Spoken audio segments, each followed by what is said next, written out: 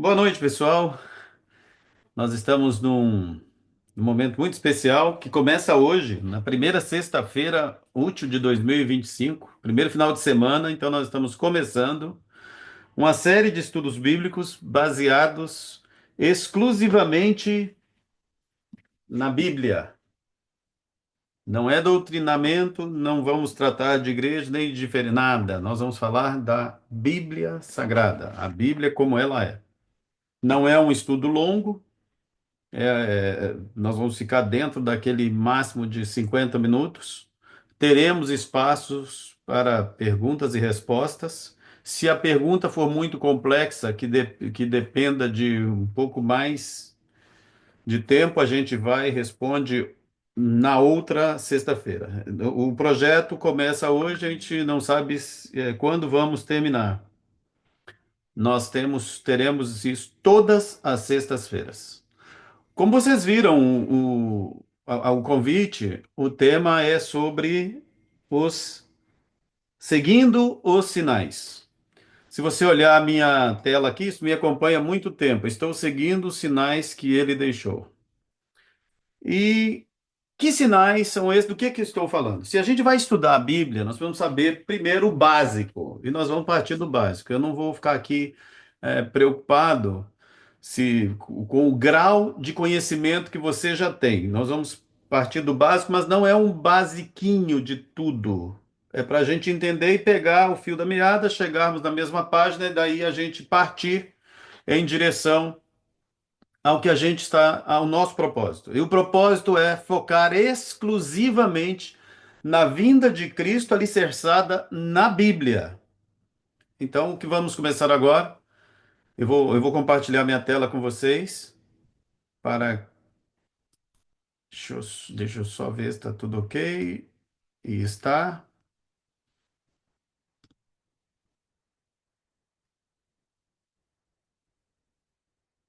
Alguns aí são moderadores, só me ajudem um pouquinho, tá? Primeira coisa, vamos à definição de Bíblia. O que é a Bíblia? Essa é uma das melhores interpretações, uma das melhores definições que eu já vi na vida e me acompanha há mais de 30 anos. Bíblia é a revelação de Deus e a maneira como ele trata com o problema do pecado. Isso é Bíblia. Então a gente tinha um problema. Toda vez que a gente for tratar com qualquer coisa, é muito simples. Você tem que saber qual é o problema para você tentar achar a solução. Quando você disseca um problema completamente, a solução se torna muito mais fácil. Então havia um grave problema. E a Bíblia ela tem o objetivo de revelar a Deus. Ela revela a Deus. E ela mostra como ele tratou com o problema do pecado. E a gente vai, a partir de agora, entender o que foi isso, como tudo começou. A queda da humanidade. Tudo começa com um problema no Éden. E o objetivo desse estudo, por exemplo, nós vamos desconstruir algumas, vou chamar até de falácias, e não vou dizer que é do ponto de vista científico, que as pessoas hoje, muito mais do que antes, elas querem desacreditar a Bíblia, colocando em xeque algumas das histórias que lá estão, inclusive, por exemplo, o Éden. Mas onde tudo começa? O nome que se dá a isso, essa queda, ele é o lapso. Então veja bem, a história do pecado na Terra começa no Éden. E começa desse jeito: viu a mulher que aquela árvore era boa para se comer e agradável aos olhos, e árvore desejável para dar entendimento. Tomou do seu fruto, comeu, deu também ao seu marido, e ele comeu com ela. Então eu vou fazer uma pergunta para vocês aqui, que todo mundo às vezes tropeça na resposta. Qual foi o pecado de Eva? Numa palavra. Qual foi o Deso- pecado de Eva? A maioria das pessoas respondem, ela comeu o fruto. Não. Ambição, Desobediência. É o quê? Desobediência. ambição. Desobediência. Ambição. Ambição está mais próximo, porque é o seguinte: você tem que entender o seguinte: quem fez a proposta? Então você tem uma pessoa de marketing aí nessa história que fez uma propaganda. Este estava disfarçado de serpente e a gente sabe quem ele era. E ele fez uma proposta para a mulher, e a proposta que ele fez para ela foi que se você comer, você será igual a Deus.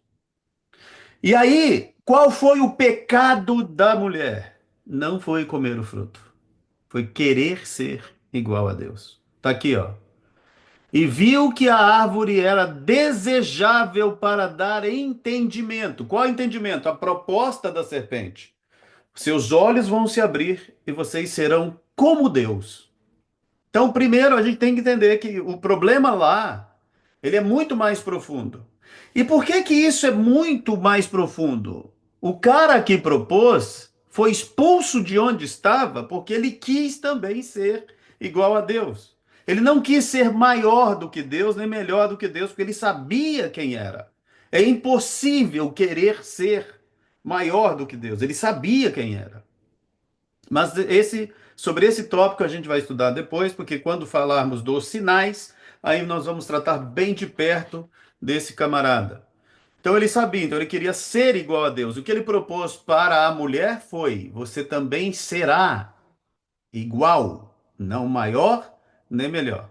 E ela tomou, comeu. Nesse momento começa a história do pecado, que é o lapso.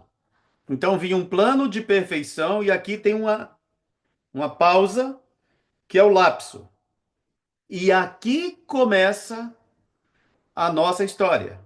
É aqui que a gente tem o objetivo de estudar a Bíblia. O que que é a Bíblia? Essa história que eu estou contando para vocês, só é possível contá-la por causa da Bíblia. Não tem outro lugar no mundo que se registra essa história.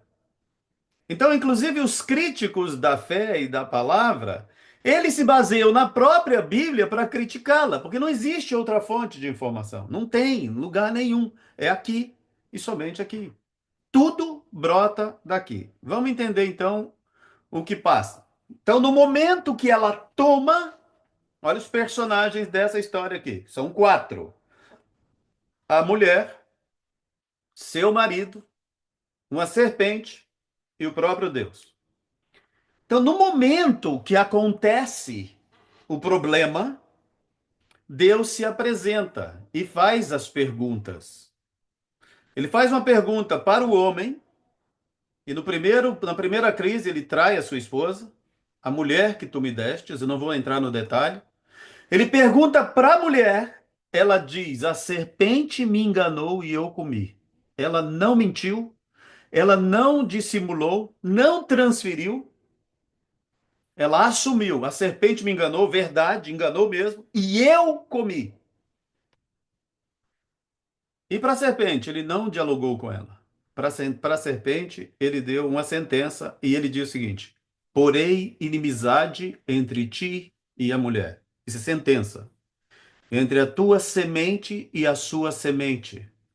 Esta te ferirá a cabeça e tu lhe ferirás o calcanhar. Então aqui tem, se você analisar friamente o que está acontecendo aqui, a Bíblia inteira será o desdobramento deste versículo, que aqui é estabelecido dois pontos assim de coalizão, de divergência, de briga, de batalha. A descendência da mulher e a herança da serpente. Mas da mulher, desta mulher que foi honesta, Deus falou assim: a solução vai vir de ti e o teu descendente vai esmagar a cabeça da serpente. Você já sabe, esmagou a cabeça, matou. Aí vem um problema. Presta atenção. Quem estava ouvindo isso sabia que quem estava falando nunca erra. Deus é sábio demais para errar. E ele recebeu uma sentença, e a sentença disse assim: o filho da mulher vai matar você. Você entendeu isso? Aí o problema. Quem ouviu a sentença não sabia. Ele sabia que ia morrer pelo descendente da mulher, mas quando, como e onde? Ele não sabia. Por essa razão, A solução do problema seria conhecida como o mistério da piedade. Guarda isso. Não é possível a mente humana e nenhuma criatura entender o plano da redenção. Porque quando essa história estava sendo contada, é fácil a gente saber hoje, após os fatos, que a gente já soube que Jesus nasceu, cresceu, foi crucificado injustamente, ressuscitou e prometeu voltar. Mas quem estava lá nem podia imaginar que o plano da solução do problema é que o próprio Deus iria se tornar humano e nascer e viver entre os homens. Então, esse plano da redenção, que seria e foi sempre conhecido como o plano, o mistério da piedade, que é o plano da redenção, é como sendo Deus se tornaria um feto, ficaria 9 meses no útero de uma mulher, nasceria como criança, cresceria, passando por todos os problemas e ainda morrer pela criatura que ele veio salvar. Isso não cabe, não cabe. Mistério da piedade. Só que ao longo do tempo, esse segredo de Deus, ele era revelado aos seus mensageiros ao longo da história. Então, desde que foi feita a promessa, ele ia revelando aos seus, inclusive, se você se lembrar, quando Abraão foi chamado para o sacrifício de Isaque, aparece um cordeiro no Monte Moriá pela primeira vez na história. Era um sinal de que viria no futuro um substituto inocente, sem culpa nenhuma, que ia pagar a conta. Então Abraão recebe isso. E Abraão, a Bíblia diz que ele viu pelos olhos da fé isso ao longo da história. Ele avançou e viu isso. Então, a primeira vez, guarde isso, que isso vai ser muito importante no futuro. O Moriá, que acontece mais ou menos 2.000 anos após o dilúvio, é a primeira vez que aparece o cordeiro simbolizando a solução do problema. Mas eu queria colocar para você o seguinte: em todos os cenários ele deixou sinais para seus filhos seguirem. Em todos os cenários. Agora eu quero colocar para vocês o problema daquele cara que não entendeu e nunca entenderia o que estava acontecendo. Como ele não sabia, ele sabia o seguinte: quem prometeu vai cumprir. E ele prometeu que dela vai nascer o descendente que vai me matar. Essa era a sentença, juízo. Agora, olha o tamanho do problema. Como ele não sabia quem era. Gente, é de arrepiar isso que eu vou falar com vocês. Eu vou dar até uma pausa aqui, porque isso aqui é arrepiante demais. Como ele não sabia quem era, quando nasceria e como nasceria, ele foi por estatística. Nasceu Caim e nasceu Abel. Ele olhou os dois e falou assim: é aquele cara, porque esse aqui me escuta. Entrou em Caim e matou Abel. Pensou que Abel era o descendente. Foi lá e o matou. Pode olhar a história de cada herói da fé.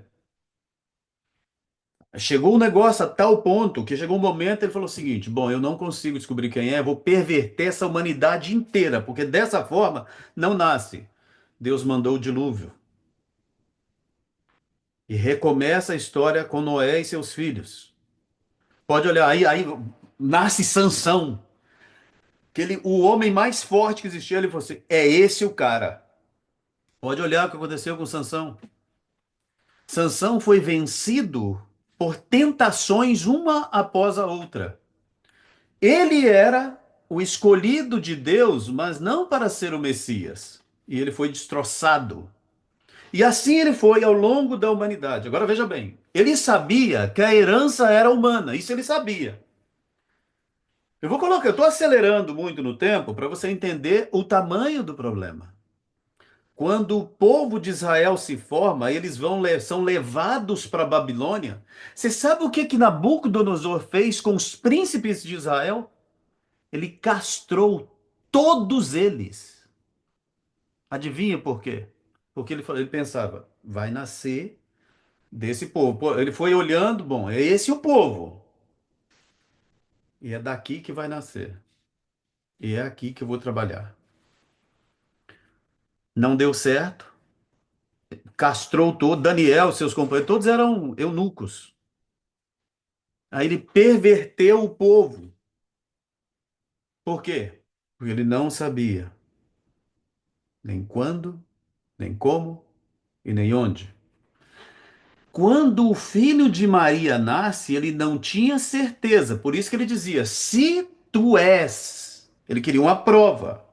Se tu és. Se tu és. Porque era o mistério de Deus. Isso era o mistério de Deus que só foi revelado na cruz. Só foi revelado na cruz. Para o mundo, os servos, os profetas, os mensageiros, todos sabiam. Eu vou mostrar para vocês, olha só, como é que os sinais eram dados e não tinha jeito de serem de errar. Eu não coloquei todos aqui, eu coloquei só alguns. Olha só como é que os sinais eram dados. Isso era incrível. Ó, ele deixou sinais lá no toda a história da Bíblia são sinais que apontavam para o nascimento do descendente da mulher. E ele fala lá em Isaías 9:6, porque o menino nos nasceu. Ó, vê se não está tudo aqui. Mas quem entenderia? Pois o menino nos nasceu, um filho se nos deu. O principado está sobre os seus ombros, e se chamará o seu nome: Maravilhoso, Conselheiro, Deus Forte, Pai da Eternidade, Príncipe da Paz.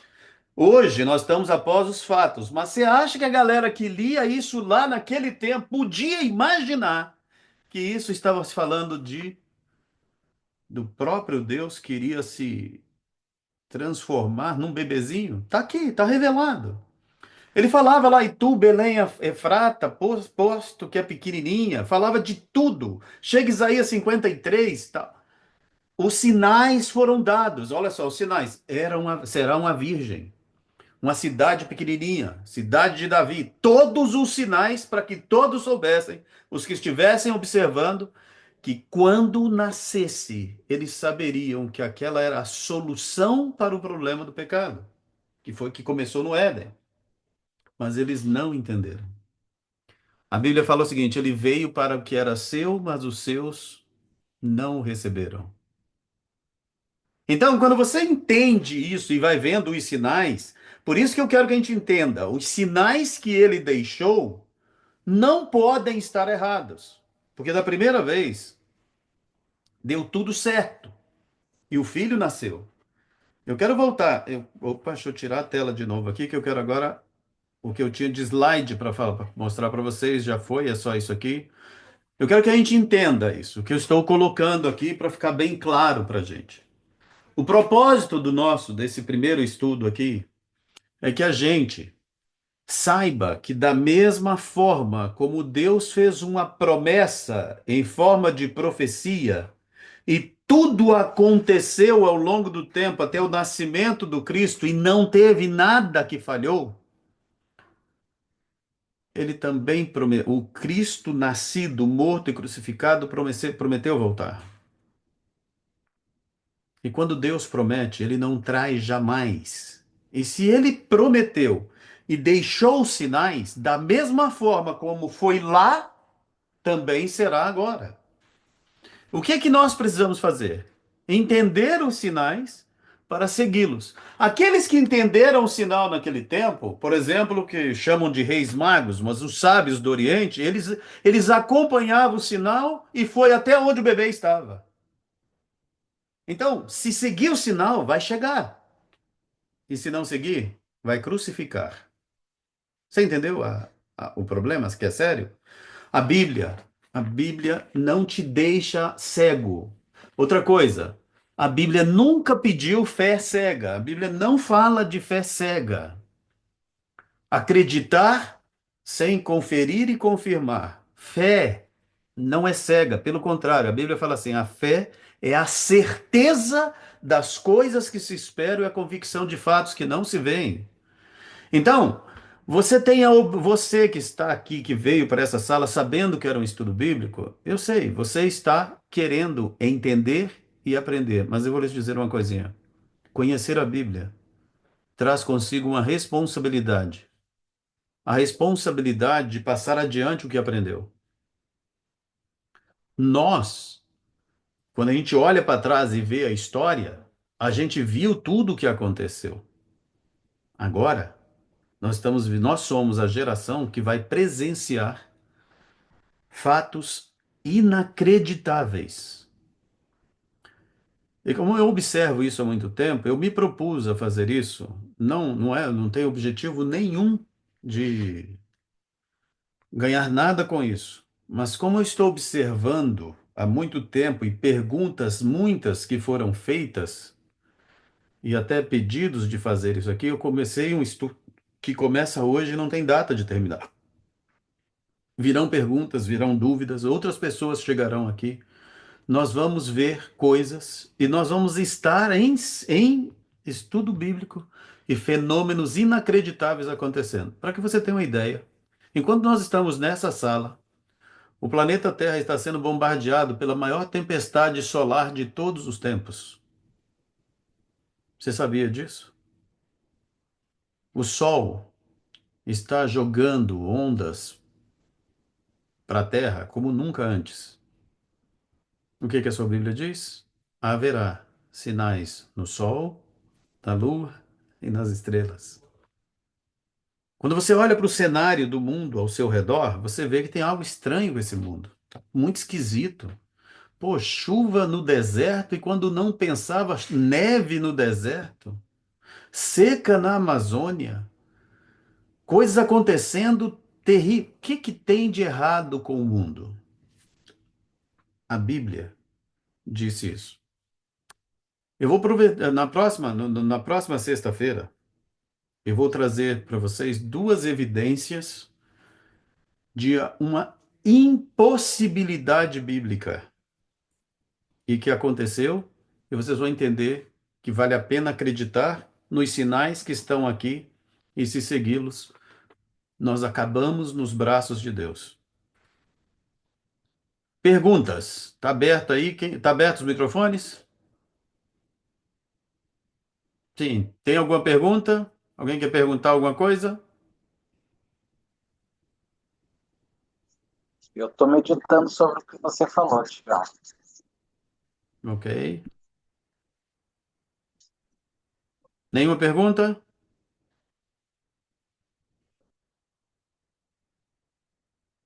Muito bom. Vocês ficam com. Tem a pergunta do sol que vai escurecer. Como é que seria isso? À noite? Vai ter noite nesses tempos aí? Como é que... Tem isso também, né?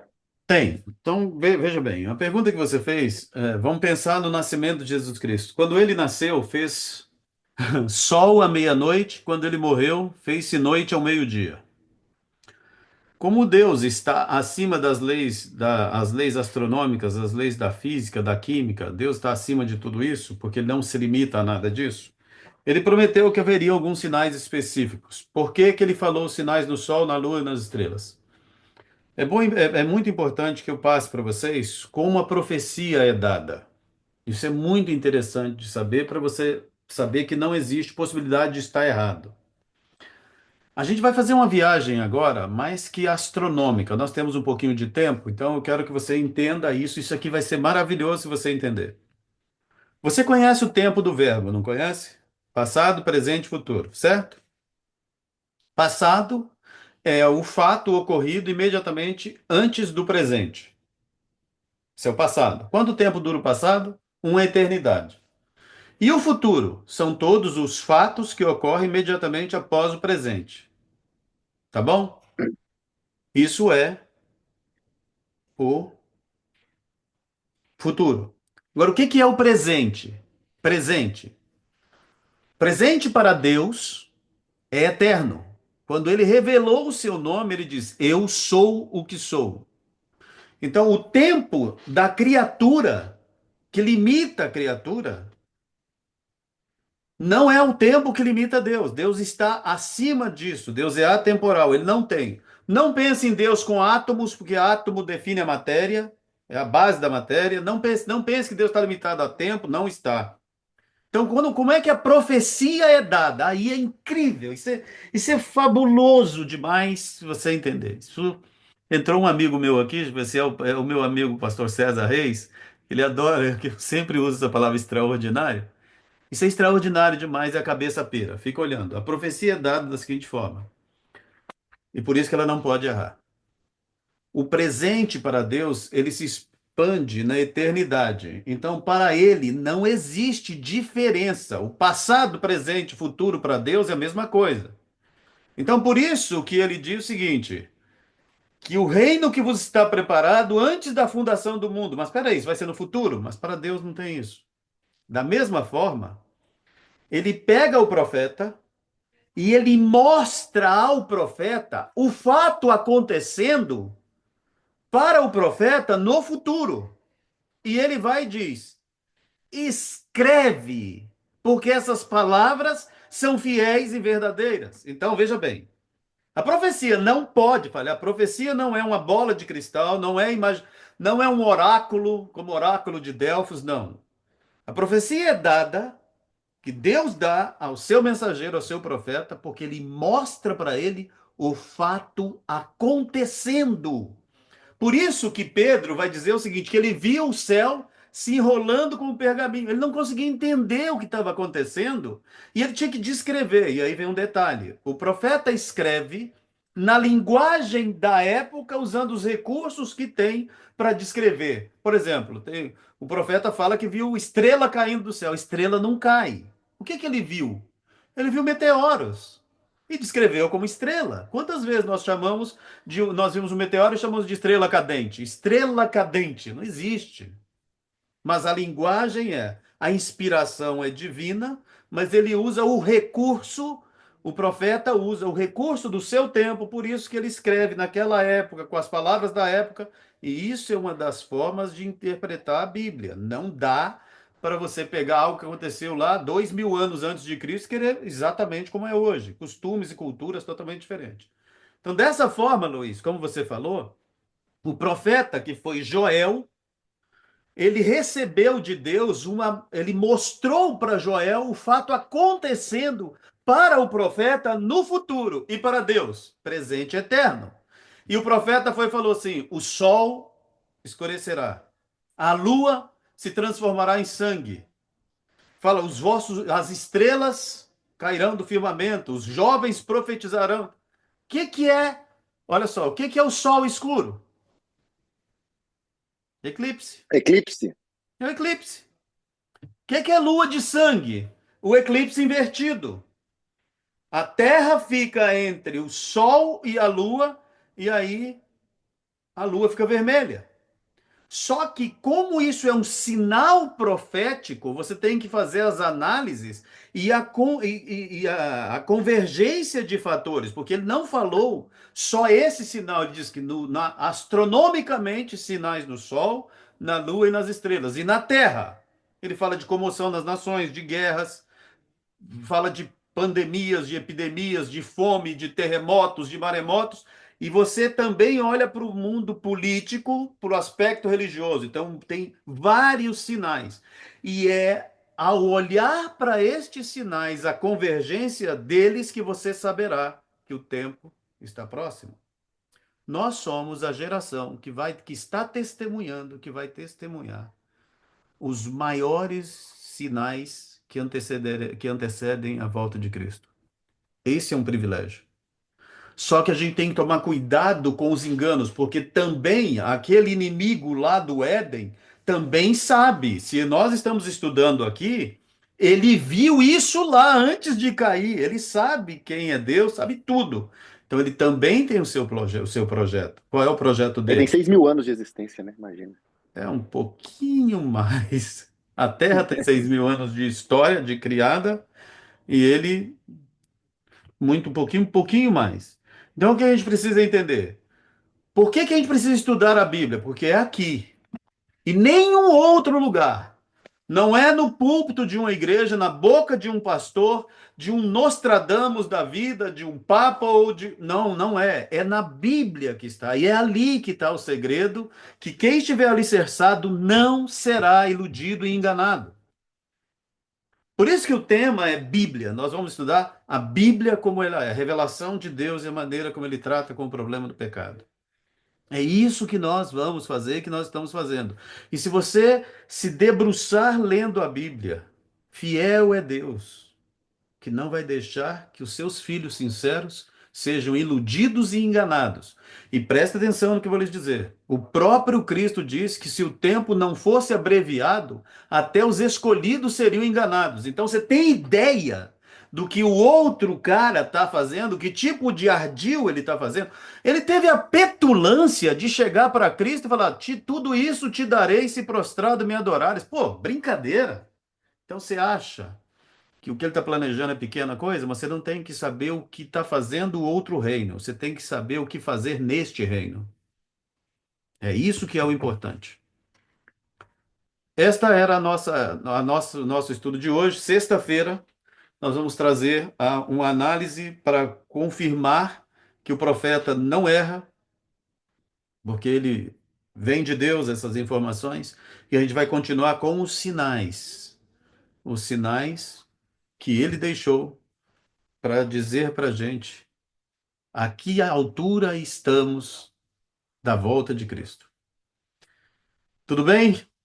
Pastor, gente, deixa eu te falar uma coisa para vocês, um detalhe aqui. Quando eu era adolescente, esse camarada aí, César Ricardo Lucena dos Reis, gaúcho, pai do Leander e da Laure. E quando eu estava aluno no IPAI lá, esse indivíduo foi lá para convidar os alunos que lá estudavam e trabalhavam para tentar uma chance de deixar de trabalhar para estudar e fazer um negócio que se chamava colportagem, vender livros nas férias para pagar os estudos. Para ir para aceitar a proposta, eu fugi do colégio, que eu não podia sair, não deixaram o tesoureiro lá. E eu fui encontrar com esse camarada lá no Rio de Janeiro. Ele tinha 22 anos e eu tinha uns 18 anos por aí. Muitos anos se passaram. Esse camarada, foi dele que eu ouvi a seguinte frase, que me acompanha há muito tempo. Vai ficar louco. Você tá aí? Faz um sinal aí que você tá aí, César. Só para saber, se você tá aqui, que você vai ouvir uma coisa, vai pirar. Eu tô aqui sim, só tô com a câmera apagada aqui. Não, sim. Esta frase eu ouvi desse cara. Tempo é uma qualidade do mundo criado que serve para distanciar eventos. Lembra disso ou não? Claro que eu lembro. Até hoje eu uso isso. Aí. Eu só tinha 18. Olha só, que coisa boa. E até hoje, esse camarada, assim como eu, nós promovemos o reino de Deus na terra. Cada um a seu modo. Ele é 100% dedicado, é um cara extraordinário. Há pouco tempo, o filho dele estava aqui na minha casa. O filho e a esposa passaram uns dias aqui antes de eu ir para a Colômbia e para o Peru. Aliás, Deixa eu ver como é que ele tá. antes. Que bom que está aqui. Meus amigos, foi muito bom essa sexta-feira. Só começamos todas as sextas-feiras nesse horário, então nós vamos estar juntos. Eu espero que Deus abençoe você, que Deus abençoe a sua vida, a sua família. E leia a Bíblia. Se você tiver Bíblia, leia para próxima sexta-feira, só um detalhe. Isaías 45, de 1 a 10. É dali que a gente vai falar um pouquinho e a gente continua com os sinais que ele deixou. Tá bom? Um grande abraço. Deus abençoe vocês.